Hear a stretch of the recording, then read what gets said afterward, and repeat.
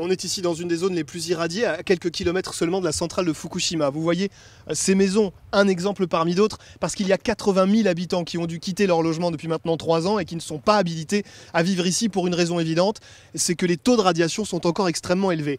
Avec la caméra d'Antoine Bontier, on va faire le test et vous allez voir et surtout entendre, avec cet appareil qui est en train de s'affoler, plus de 550 microsieverts. Ce qui veut dire qu'en l'état ici, temporairement, les globules blancs sont déjà en train de baisser et il y a un changement sanguin qui s'opère dans le corps. Eh bien, malgré ces risques pour la santé évidents, certains Japonais décident tout de même de venir dans cette zone rouge. Elle se considère elle-même comme une résistante. Chaque semaine, Kumiko franchit la zone interdite.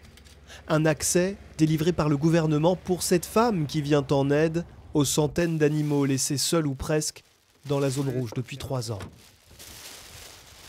Ici, les taux de radiation sont particulièrement élevés. Là, on arrive déjà jusqu'à 27 microsieverts.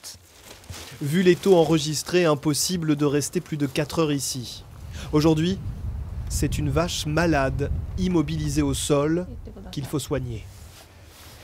En se déplaçant ici, Kumiko vient d'abord recenser les ravages de Fukushima. On n'a pas encore enregistré de lésions à l'œil nu, mais on est en train d'analyser les effets des radiations sur la thyroïde des vaches. On attend les résultats pour bientôt.